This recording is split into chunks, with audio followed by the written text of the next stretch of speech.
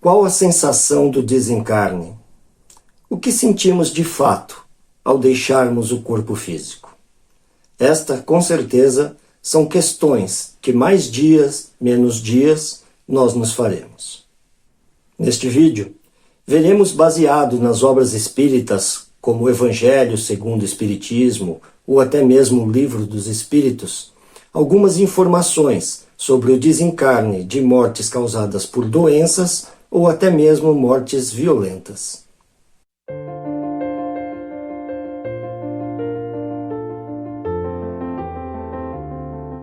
Eu sou Maurício Ramos e seja muito bem-vindo ao canal. Se ainda não for inscrito, peço a gentileza que se inscreva e compartilhe com quem ama. O primeiro ponto a tratar é como de fato ocorre o desencarne e o que é o desencarne. Ao desencarnar, rompem-se os três plexos, o plexo cerebral, solar e funcional. E o espírito, juntamente com o perispírito, se desliga do corpo físico.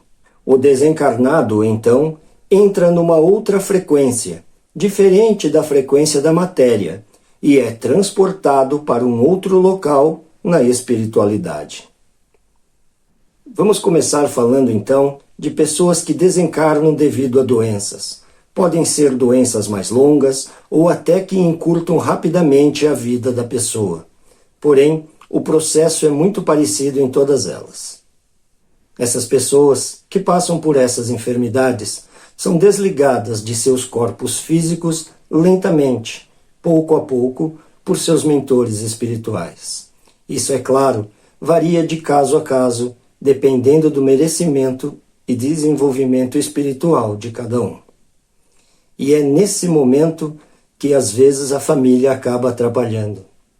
Quando os familiares ficam desesperados, rogando a Deus que a pessoa melhore, que ela se recupere, isso acaba atrapalhando o desligamento. E essa pessoa acaba tendo seu sofrimento prolongado na matéria. Porque esse desencarne por doença, muitas vezes é algo que o próprio espírito, a própria pessoa que amamos, já havia decidido na espiritualidade. Então já estava tudo programado. E o desespero dos familiares acaba atrapalhando esse processo de desligamento natural, causando ainda mais sofrimento para quem amamos. Quando os familiares em desespero emanam muitos pensamentos, suplicando pela melhora da pessoa, para que ela não se vá, isso acaba criando uma barreira para esse desligamento. E por isso, muitas vezes os mentores espirituais fazem com que essa pessoa tenha uma leve melhora física. Desta forma, os parentes acabam ficando mais tranquilos. É a chamada melhora da morte. Ao estar mais tranquilos, eles deixam de pensar tanto no desencarne da pessoa. E assim, os mentores espirituais conseguem ter a tranquilidade e o clima necessário para realizar o desligamento dos laços fluídicos.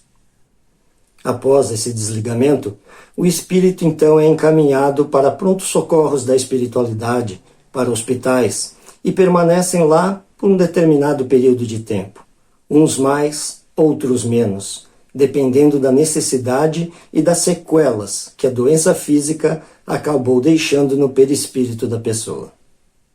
O que diz a doutrina espírita sobre o desencarne? Em o Evangelho segundo o Espiritismo, aprendemos que a vida espiritual é realmente a verdadeira vida, é a vida normal do espírito. Sua existência terrestre é transitória e passageira, uma espécie de morte, se comparada ao esplendor e atividade da vida espiritual. O corpo não passa de vestimenta grosseira que reveste temporariamente o espírito, verdadeiro grilhão que o prende à gleba terrena, do qual ele se sente feliz em libertar-se. No caso das mortes violentas, aquelas causadas por acidentes ou até mesmo por crimes. Neste caso, na maioria das vezes, os espíritos entram numa confusão mental muito grande, o que atrapalha completamente a sua adaptação ao plano espiritual.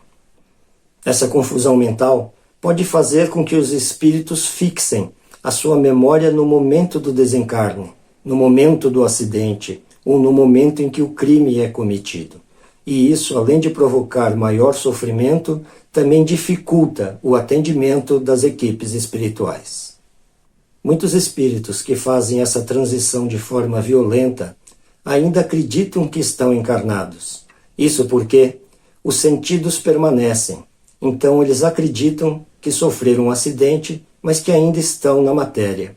Isso provoca ainda mais sofrimento, porque eles tentam normalmente procurar pelos entes queridos, se deslocam até suas residências e, ao chegar lá, tentam se comunicar com as pessoas. É claro que ninguém consegue ouvi-los ou vê-los, e isso causa ainda mais sofrimento e um transtorno mental ainda mais duradouro. Com o passar do tempo, e conforme eles vão adquirindo consciência do que ocorreu, eles também recebem o socorro necessário e são acolhidos nos postos de socorro espirituais para iniciar o tratamento e a conscientização de seu estado real. Um desencarne ainda mais delicado e triste é o provocado pelo suicídio. Muitos espíritos que acabaram cometendo esse engano, depois de muitos e muitos anos, acabaram deixando depoimentos a respeito do sofrimento que enfrentaram por essa atitude impensada.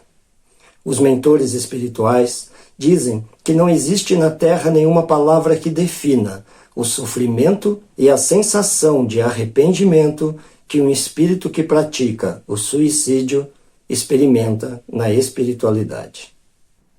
Nós sabemos também que nenhum sofrimento é eterno.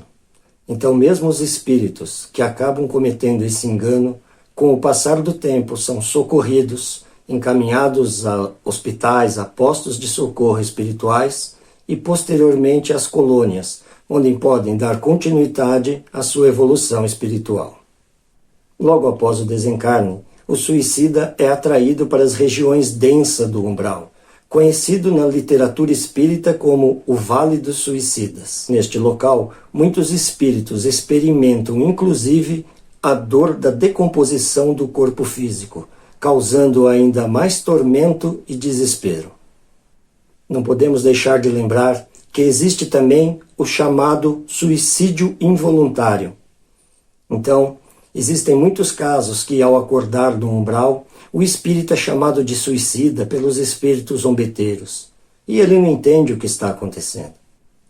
Acontece que tudo o que fazemos que prejudica nosso corpo físico, como vícios ou atitudes impensadas, acaba sendo uma forma de suicídio, porque abreviamos a nossa estada na Terra e nós temos uma missão programada na espiritualidade e que deixamos de cumprir por nossa inconsequência.